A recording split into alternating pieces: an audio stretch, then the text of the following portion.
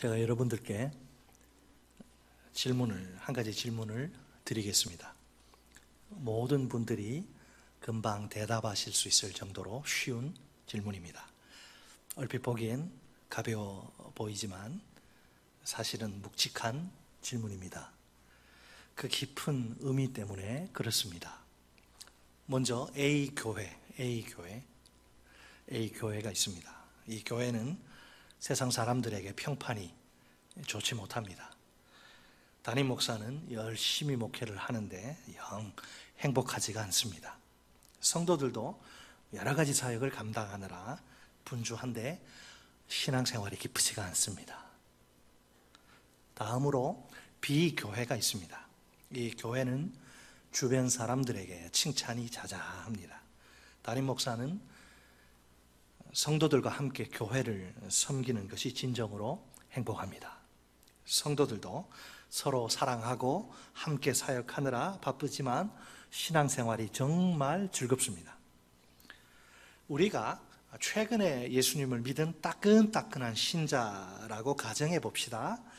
두 교회 가운데서 어떤 교회에서 신앙생활을 하고 싶습니까? 바보 같은 질문. 양자 택일의 문제인데 당연히 B교회라고 대답하겠지요? 제가 병신도 같으면 B교회 갈 거예요. 여러분도 마찬가지시죠? 분명 두 교회를 세우신 분이 두 교회의 주님이 아닙니까? 그렇다면 그 두 교회를 바라보시는 주님의 마음은 어떨까요? 아마 극과 극이 아닐까요? A교회를 향한 주님의 마음입니다. 내가 너희들 그런 식으로 신앙생활 하라고 교회를 세운 게 아니야. 이번에는 B교회를 향한 주님의 마음입니다. 너희들 신앙생활을 하는 모습을 보니 내 마음이 흐뭇하구나.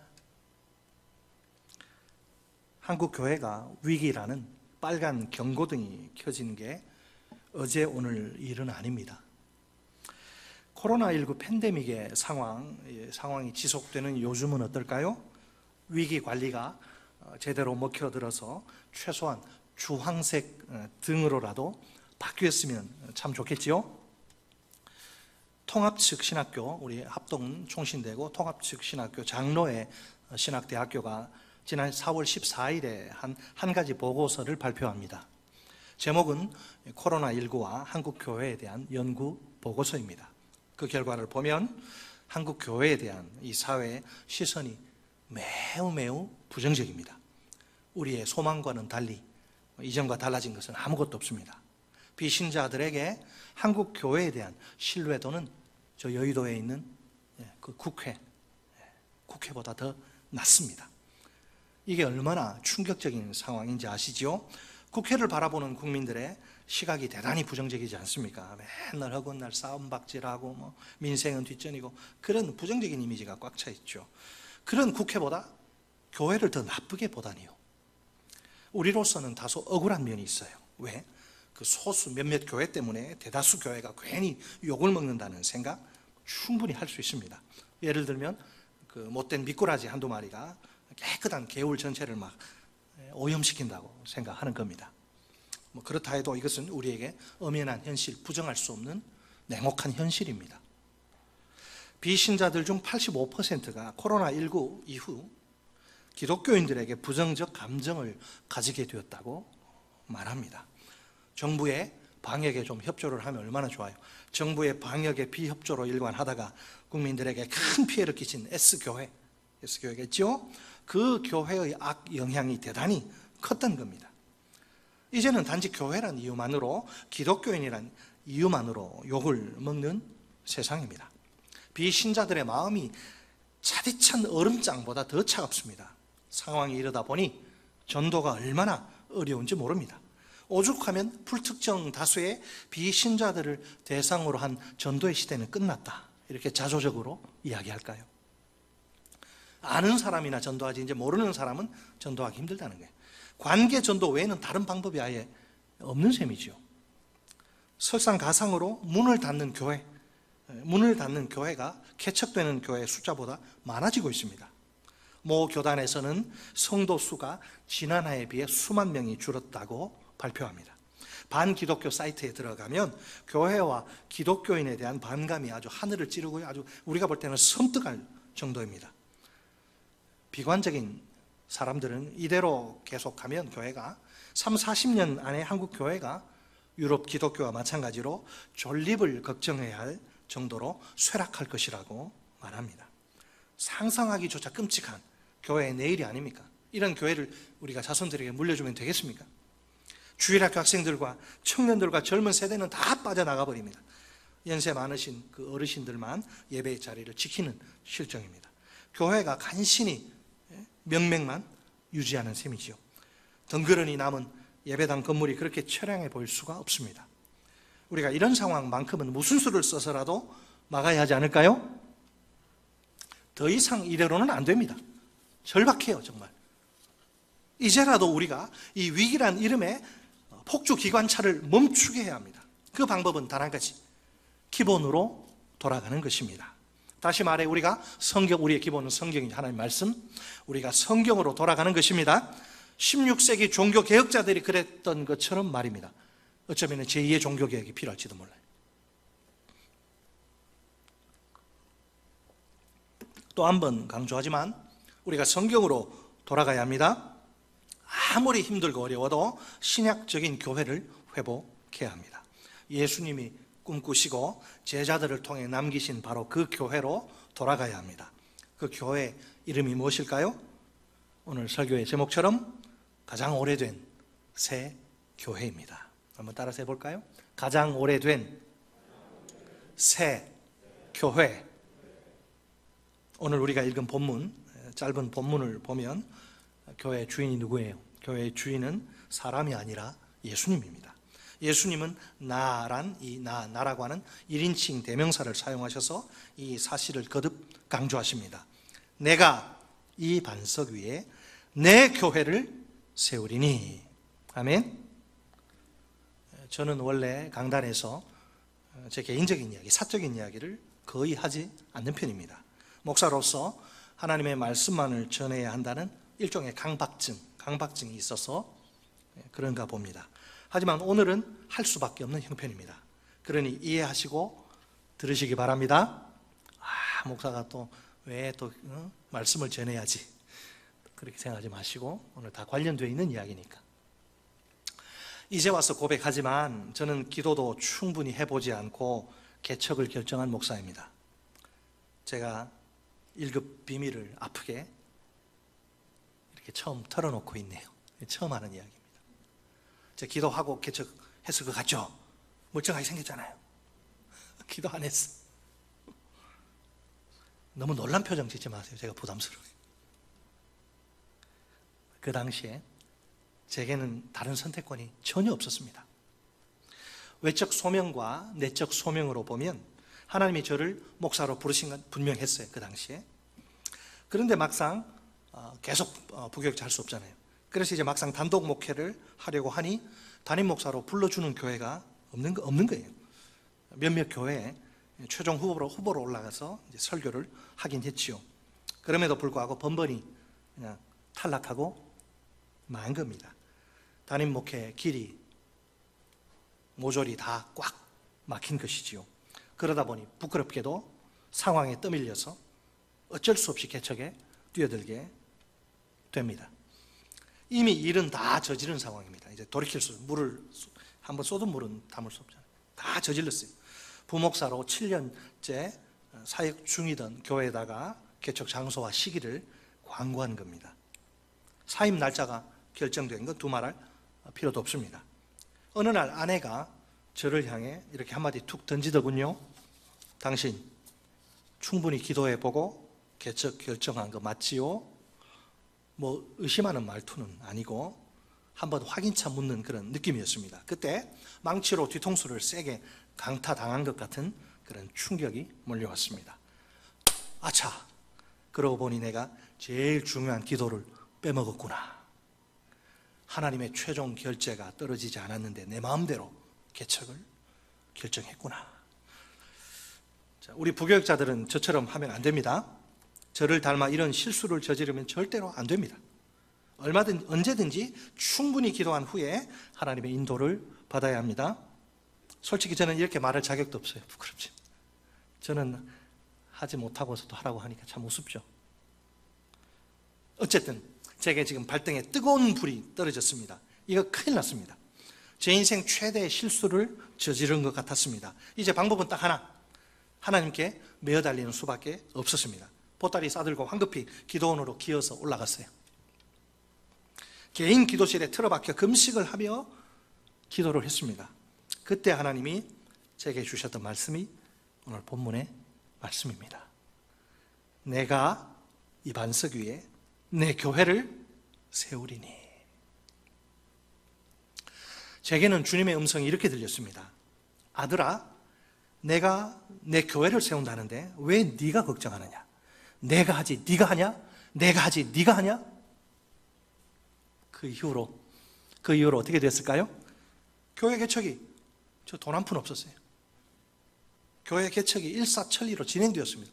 겁도 없이 1억짜리 건물을 100만 원 주고 100만 원 어디 꼬아가지고 100만 원으로 계약하고 정신 나갔죠 완전히. 개척이요, 교회 개척이 일사천리로 진행이 되었는데 신실하신 하나님이 한치의 오차도 없이 개척을 주도적으로 이끌어 주셨습니다. 뭐 기적이라는 말이 아니고서 주변에서 다 기적이라고 해요. 저보고 기적이라는 말이 아니고서는 도저히 설명할 수 없는 개척이었습니다. 그때 제가 만난 하나님은 이런 분이셨습니다.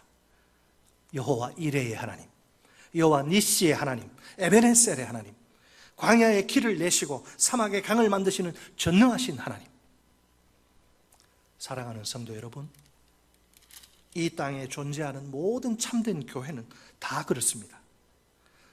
예수님이 친히 교회를 세우십니다. 교회 개척 멤버가 세운다? 아니에요. 그건 도구에 불과하지.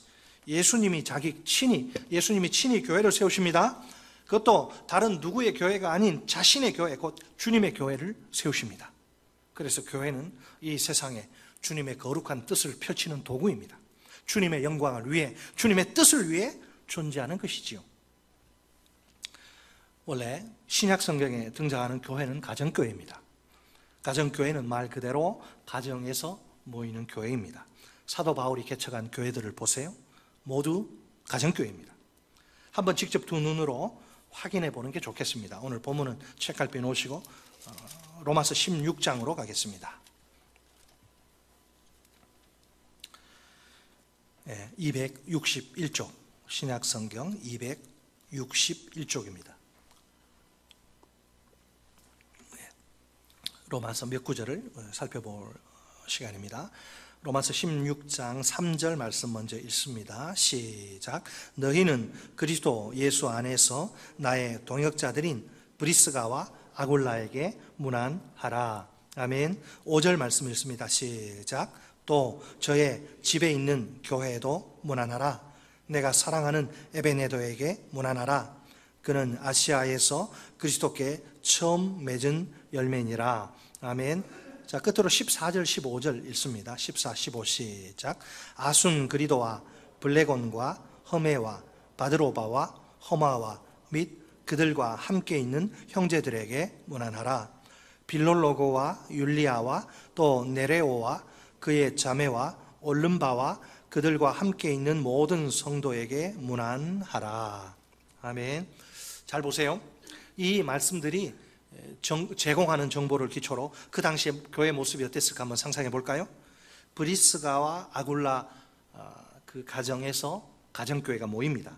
아순 그리도를 비롯한 여러 명이 또 다른 곳에서 가정교회로 모입니다. 빌롤로고를 포함한 여러 명이 또한 가정교회로 모입니다. 여기에 나오는 이름들은 모두 바울과 개인적 친분이 있는 그런 사람들인데요. 자, 로마 교회는 바울이 개척한 교회가 아니지 않습니까? 그렇다면 바울이 모르는 그런 사람들로 구성된 다수의 가정교회가 존재했으리라 충분히 짐작할 수 있습니다.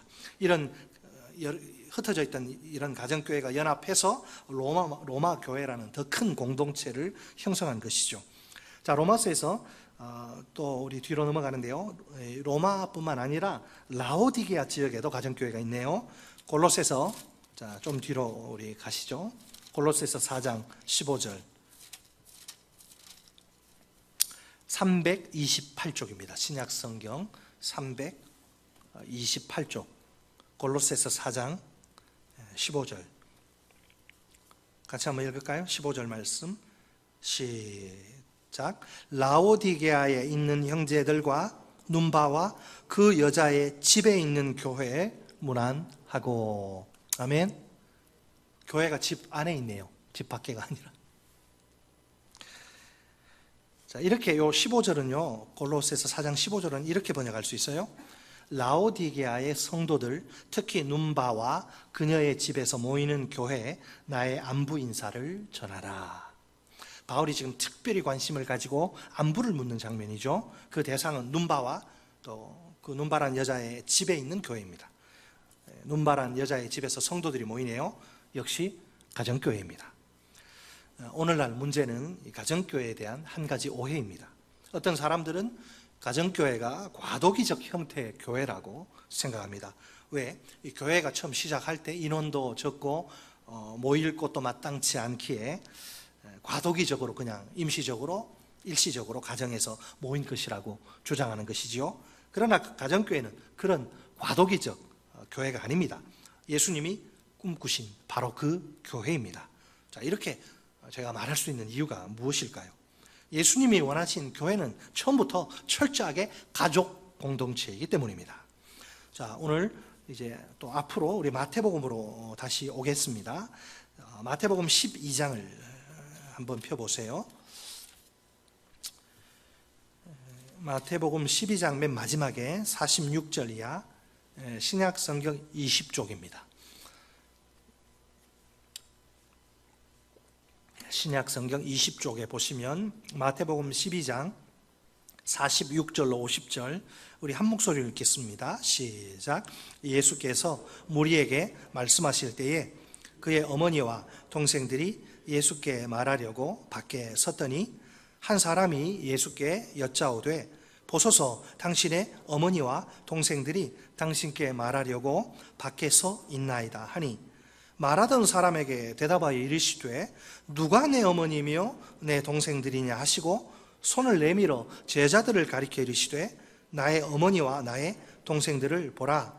누구든지 하늘에 계신 내 아버지의 뜻대로 하는 자가 내 형제요 자매요 어머니이니라 하시더라. 아멘. 자, 언뜻 보면 예수님 좀 너무하신 거 아닙니까? 왜 지금 예수님이 이제 공생의 기간 집을 나가가지고 막 여기저기 다니면서 사회 가시니까 어머니 마리아와 동생들이 보고 싶은 거예요. 오늘날처럼 무슨 뭐 핸드폰이 있습니까? 뭐 소식을 들을 수가 있어요. 물어 수소문 끝에 드디어 아들 예수가 있는 걸 알고 찾아온 거예요. 예? 지금 보세요. 근데 예수님은 가족들 정말 서운하지 않겠어요? 마리아와 동생들이 너무 무관심한 것 같아요. 어머니와 형제들을 이렇게 거절하고 부인하는 것처럼 느껴지니까 말입니다. 하지만 예수님은 그런 성품의 소유자가 아닙니다. 십자가에 달려 돌아가실 때도 사랑하는 제자에게 어머니를 부탁하실 정도로 효심이 있는 분이에요. 그런 예수님이 여기서 왜 이런 말씀을 하실까요? 자, 본문을 자세히 보면 예수님이 질문을 탁 던지시죠. 이제 왜냐하면 그 옆에 있던 사람들이 예수님 지금 어머니와 동생들이 만나러 찾아왔습니다. 뭔 말이에요? 빨리 나가서 석별의 정을 좀 나누고 우리는 괜찮게 기다릴 테니까 나가서 좀 하시라. 예수님이 뭐라 그래요? 누가? 뭐 저 밖에 있는 사람 내 어머니라고? 내 동생이라고? 누가 나의 어머니며 누가 나의 형제들이냐? 그런 다음에 손을 내미셔서 제자들을 가르치십니다. 예수님하고는 우리가 이렇게 생각할 때는 전혀 관계없는 이런 표현은 이제 혈연이라는 개념으로 보면 그렇다는 거죠. 마리아하고 저기하고 다른 사람들이죠. 손을 내미시는데 제자들을 가리키시면서 이러십니다. 보아라, 나의 어머니와 나의 형제들이다. 너희들은 밖에 있는 저 사람이 내 엄마, 내 형제라고 생각하는데 지금 여기 너희들이야. 너희가 나의 어머니와 나의 형제들이야. 그러시면서 하늘에 계신 그 이유를 말씀하시죠. 하늘에 계신 내 아버지의 뜻을 따라 사는 사람이 곧 내 형제요 자매요 어머니이다. 자, 여기서 그러면 예수님이 뭘 의미하죠? 지금 육신의 가족이 아니고 하나님의 가족, 영적 가족을 지금 염두에 두신 거예요. 장래에 세워질 교회 공동체가 가족 공동체라는 사실을 암시하시는 겁니다. 예수님이 원하신 교회는 하나님의 뜻을 따라 사는 사람들의 모임입니다. 건물이 아니라 가족과 같은 공동체입니다. 따라서 가정에서, 가족들이 어디에서 밖에서 모입니까? 가정에서 모이는 것이 당연합니다. 모일 곳이 없어서가 아닙니다.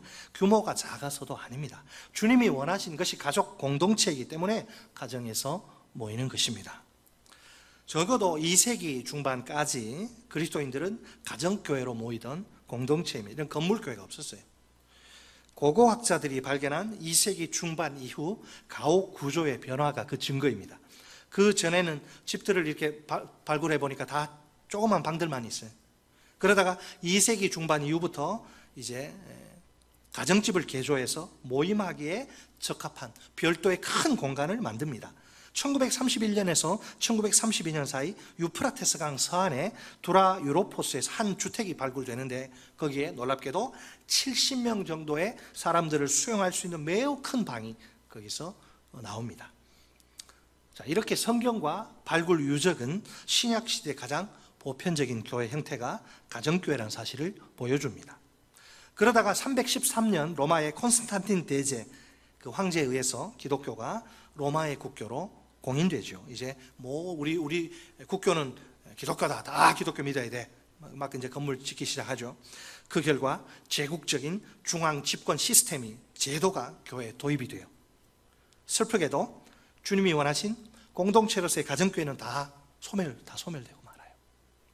그리고 그 자리를 차지하는 것이 이 건물 중심의 교회, 많은 사람들이 모일 수 있는 건물 중심의 교회.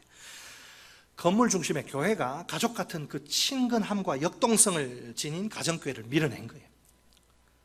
여러분, 가정교회는 성경적 교회 회복을 21세기에 이루어 보려는 일종의 교회 개혁입니다. 새로운 형태, 우리 교회들이 참 힘드니까 또 새로운 형태 교회를 한번 만들어 보자, 그런 게 아니에요. 결코 그런 게 아니에요. 4세기 이후 역사에서 사라진 주님이 원하신 교회의 모습을 회복하자는 것입니다. 그러니까 우리의 목표는 가정교회 그 자체가 아니라 신약교회입니다. 사실 이 신약 성경에서 교회란 단어는 매우 넓은 의미로 사용됩니다. 예수님을 주님으로 고백하는 공동체라면 교회라고 불러요. 어떤 경우에는 단순한 모임에도 이 교회란 단어를 씁니다. 가정교회에서 사용하는 이 교회란 의미 역시 넓은 의미에서 교회를 가리킵니다. 자, 가정교회는 가정과 교회가 합쳐진 말입니다. 사도들이 가정에서 모여서 교회의 기능을, 성도들이 가정에서 모여서 이제 교회의 기능을 다하는 것입니다. 교회가 하는 일이 뭐예요? 예배요, 교육이요, 교제요, 전도와 선교지요. 가정교회에서는 이 모든 일이 이루어집니다. 그래서 우리가 추구하는 가정교회 정의는 이렇습니다. 목사가 아닙니다. 평신도가 지도자가 되어 가정집에서 6명에서 12명이 매주 한 번 이상씩 모여 교회의 본질적인 기능, 예배, 교육, 교제, 전도, 선교, 이 기능을 다하는 공동체. 무엇보다 가정교회의 핵심 가치는 성경대로, 사람 의견이 중요한 게 아니라 성경이 뭐라고 하나 보자, 성경대로예요. 단순한 성경 접근 방법을 의미합니다. 아주 복잡하고 막 그러지 않아요. 머리 써서 막 주의 그런 게 아니고 단순한 접근 방법인데, 얼마나 단순한지 몰라요. 쉬워요. 누구나 다 할 수 있어요. 성경이 그렇다고 하면 그런 줄 알고, 성경이 아니라고 하면 아닌 줄 아는 거예요. 성경이 하라고 그러면 하고, 하지 말라고 하면 하지 않는 거예요. 따라서 이처럼 단순한 성경 접근 방법 위에 세워진 것이 가정교회입니다. 또한 이 가정교회 기초 공동체는 단위가 뭐냐? 각 가정에서 모이는 목장. 작은 교회는 제가 개척했을 때는 목장이 달랑 하나, 그 원형 목장이래요. 제가 목자, 집사람은 목녀가 돼가지고 열심히 섬겨서 그 막 수가 불어나자 12명 넘어가자, 그러면 쪼갭니다. 분가해서 새로 목자를 세우고 이제 하는, 내가 너희들에게 했던 것처럼 똑같이 해라, 이렇게 보고 배우고 똑같이 하는 게 가서, 그래서 한번 분가를 해봤어요. 저는 작은 교회는 개척교회는 목장이 하나밖에 없죠. 이제 그게 좀 커지면 목장이 이제 계속 분가가 되고 이렇게 되는 것이고, 그리고 좀 더 큰 교회, 우리 교회 같은 경우 수십 개, 20개, 또 13개, 33개. 그러니까 좀 더 큰 교회는 수십 개의 목장이 이렇게 있어요. 그 목장들이 합쳐져서 우리가 생각하는 교회, 곧 연합교회를 이룹니다.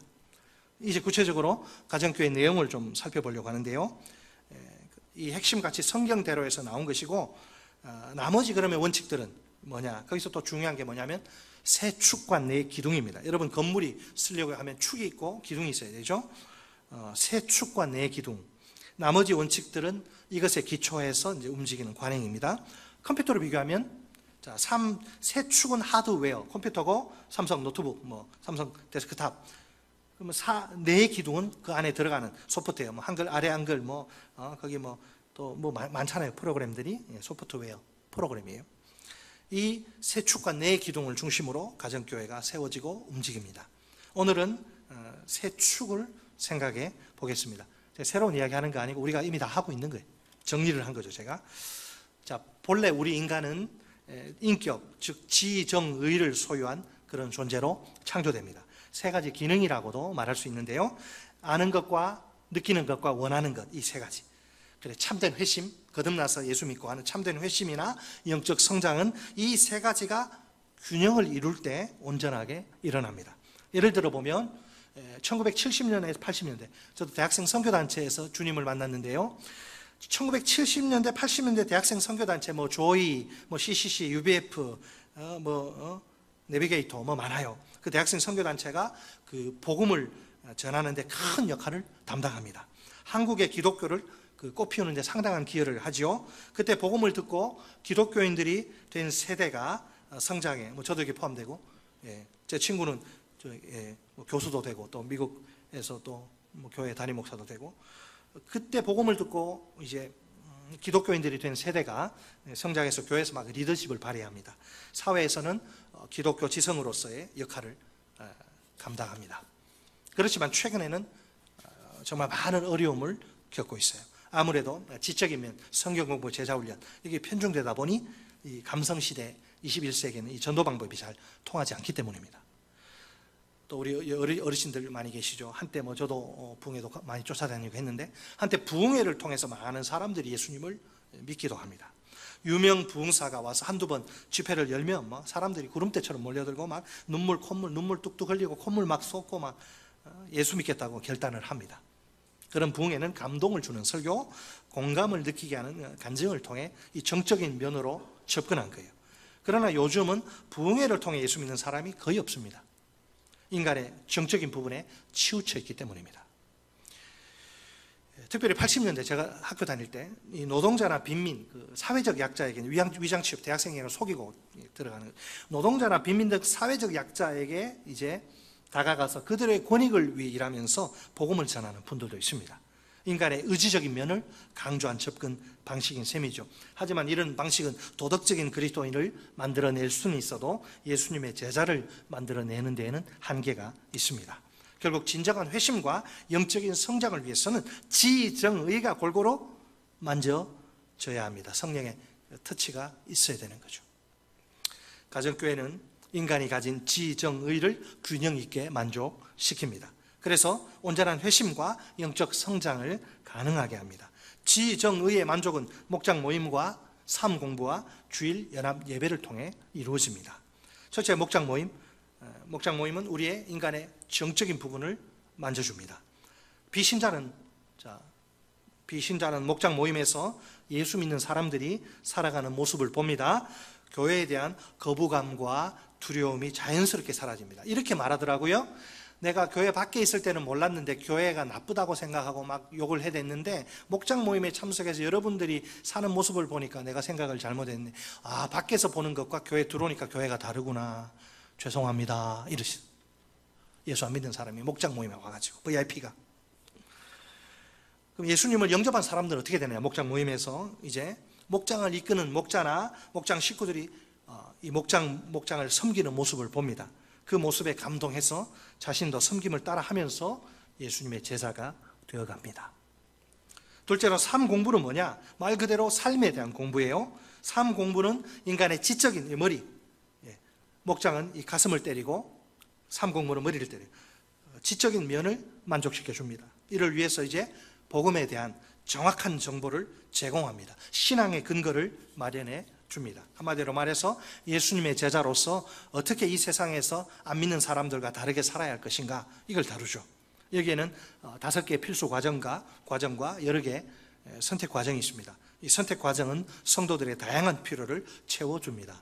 부부의 삶, 부모의 삶, 기도의 삶은 많습니다. 시간이 좀 걸리더라도 처음에 출발을 해야 되거든요. 누구나 시간이 좀 걸리더라도 처음부터 차근차근 과정을 밟아 나가는 것이 중요합니다. 셋째로 주일 연합 예배는 주일날 모든 목장 식구들이 함께 예배당에 모이는 예배입니다. 이 예배는 인간의 의지적인 면을, 우리의 의지적인 면을 만족시켜 줍니다. 하나님의 임재를 체험하며 하나님 앞에서 헌신과 충성을 결단하게 되는 겁니다. 이 비신자들은 제가 좀 전에도 말씀드린 것처럼 거의 대부분 기독교에 대해서 강한 반감을 가지고 있습니다. 이런 감정이 해소되지 않으면 복음에 대해서 마음을 열 수가 없습니다. 비신자들은 이 목장 모임을 통해서 목자와 그 배우자인 목녀가 섬기는 모습을 봅니다. 목장 식구들이 서로 사랑하며 사는 모습도 목격합니다. 그때 마음에 큰 감동을 받습니다. 기존에 갖고 있던 교회에 대한 거부감이 사라지고요, 예수 믿는 사람들에 대한 반감이 제거됩니다. 제가 체험을 했습니다.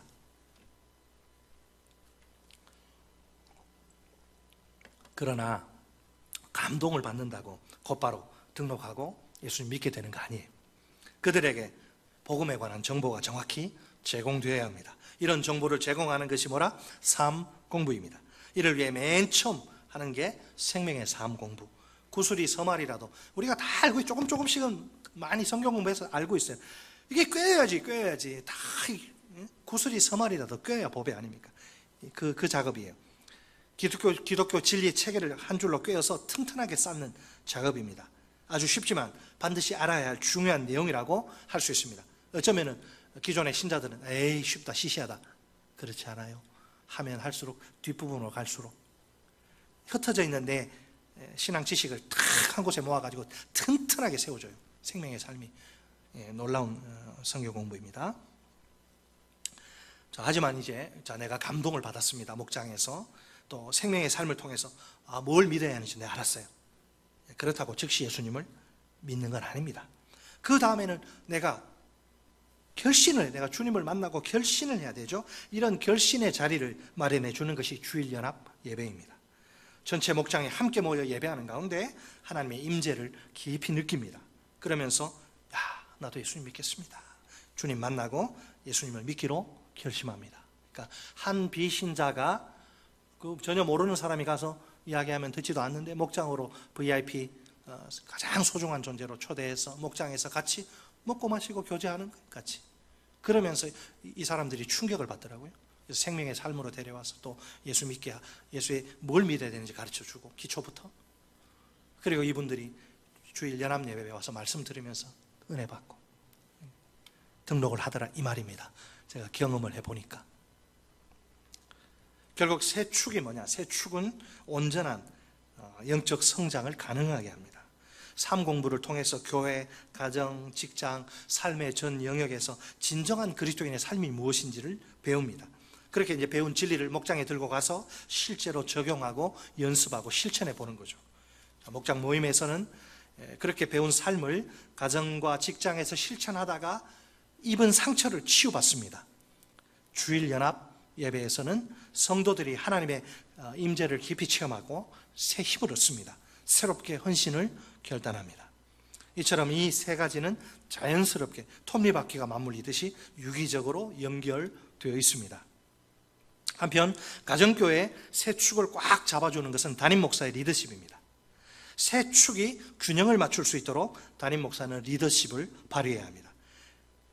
위에서 힘으로 누르는 그런 리더십이 아니고 종이 되는 리더십입니다.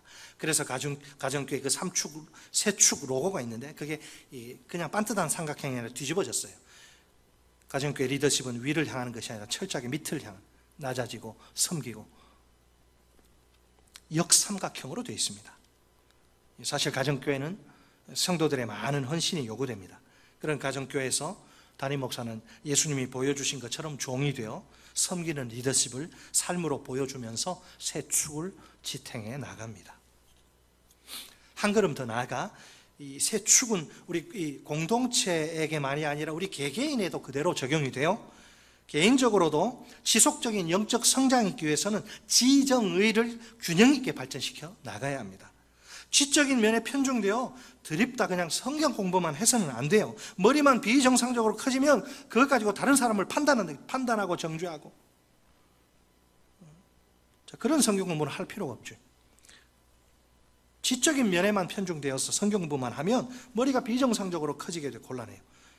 정적인 면에 빠져가지고 그냥 맨날 기도만 하고 찬양만 한다. 이것도 안 됩니다. 감정만 이 가슴만 막 벌렁벌렁거리고 가슴 막 뜨겁고 그렇게 되면 신비주의의 이단에 빠질 위험이 있어요. 자, 의지적인 면에 취해서 막 일만 열심히 해서도 안 됩니다. 이렇게 의지만 발달하면 탈진, 쉽게 지치고 쓰러져요. 탈진의 가능성이 커지게 됩니다. 지성과 감정과 의지가 꼭 사이좋게 서로 어깨동무를 하고서 나란히 함께 걸어가야 합니다. 지정의 이 세 가지가 사역에서나 개인 신앙생활에서나 균형을 이루어야 합니다. 우리 모두에게 밸런스, 즉 균형이 가장 중요합니다. 우리가 성경으로 돌아가 신약교회를 회복했으면 좋겠습니다. 신약교회란 주님이 원하시는 교회입니다. 주님이 제자들을 통해 남기신 교회입니다. 가장 오래된 새 교회입니다. 하나님의 가족이 모인 가정교회입니다. 이 교회는 주님의 마음을 깊으시게 합니다. 주님의 소원을 풀어드립니다. 지역사회에서 칭찬받습니다. 그 구성원인 담임 목사와 성도들이 진정으로 행복합니다. 생각만 해도 가슴이 막 뛰는 그런 교회가 아닙니까? 이것이 다른 교회 이야기가 아니라 우리 교회 이야기가 되면 참 좋겠지요? 벌써 시작되었어요. 여러분, 벌써 이런 교회가 시작되었습니다. 아이고, 목사님, 그런 말 하지 마세요. 현실을 보세요. 제가 현실은 외면한 채 지나치게 되지도 않을 이상적인 이야기를 늘어놓는다고 생각하십니까? 혹시 그럴 분이 계실지 몰라요. 정말로 제가 몽상가처럼 맨날 꿈만 꾸는, 제가 맨날 몽상가처럼 이 세상에서는 실현이 불가능한 꿈에 도취되어 있는 걸까요? 결코 그렇지 않으니까 안심하시고 따라오셔도 좋습니다. 우리 가운데 확실한 증인들이 있지 않습니까? 한두 명이라면 제가 말도 하지 않겠습니다. 무려 9명이나 있습니다. 바로 가정교회 평신도 세미나를 다녀오신 우리 목자들 말입니다. 그분들은 21세기 이 대한민국 땅에서 주님의 소원을 시원하게 풀어드리는 가정교회를 똑똑히 보고 왔습니다. 담임 목사가 종이 되어서 행복하게 섬기는, 위에서 막 지시하고 막 이래라 저래라 하고 맨날 그런 교회가 아니고 담임 목사가 종으로 행복하게 섬기는 가정교회를 보았습니다. 온 성도들이 하나님의 한 가족으로 행복하게 사역하는 가정교회를 보았습니다. 목장 모임과 삶 공부와 주일 연합 예배가 균형 잡힌 건강한 가정교회를 보았습니다. 주님이 원하시는 가정교회를 보았습니다. 주님이 제자들을 통해 남기신 가정교회를 보았습니다. 가장 오래된 새교회, 가정교회를 보았습니다. 우리 교회라고 못하는 법이 어디 있을까요?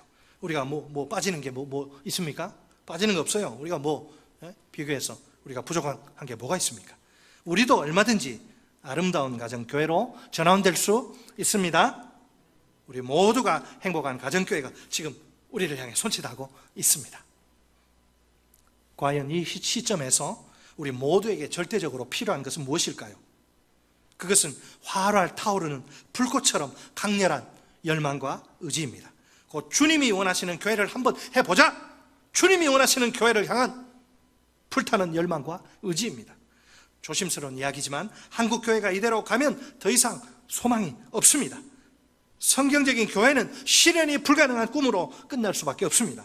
우리 주님이 피 흘려 값주고 사신 교회가, 생명 바쳐 세우신 교회가 그렇게 되어서는 절대로 안 됩니다. 사랑하는 성도 여러분, 주님이 우리들 한 명 한 명을 주님의 교회로, 하나님의 한 가족으로 부르십니다. 사람이 세운 사람의 교회가 아니라 주님이 세우신 주님의 교회입니다. 그렇다면 우리가 주님이 원하시는 교회를 꼭 이루어야 하지 않을까요? 주님의 속이 시원해지도록 그 소원을 우리가 풀어드려야 하지 않을까요? 주님이 기뻐하시는 교회에서 우리가 행복하게 신앙생활을 해야 하지 않을까요? 행복한 목회와 목사는 행복한 목회, 성도들은 행복한 신앙생활, 우리 모두의 소망입니다. 우리 다 함께 주님이 원하시는, 저는 이 생각만 하면 눈물이 나고 가슴이 먹먹해져서, 우리 다 함께 주님이 원하시는 교회를 이루기 위해 달려갑시다. 주님이 교회를 통해 꾸시던 그 꿈, 주님이 천 교회를 꾸시던 그 꿈이 오늘 우리 교회를 통해 성취되도록 헌신합시다. 마지막으로 우리의 뜻을 모아 다 같이 이렇게 외쳐볼까요? 저를 따라서 주시기 바랍니다. 주님, 우리가 주님이 꿈꾸시고 원하시던 바로 그 교회로 세워지길 원합니다. 주님, 오늘 우리를 통해 주님의 꿈과 소원이 이루어지길 소망합니다. 주님, 이제부터 우리가 행복한 신앙생활을 하겠습니다. 믿음대로 될지어다, 기도대로 될지어다,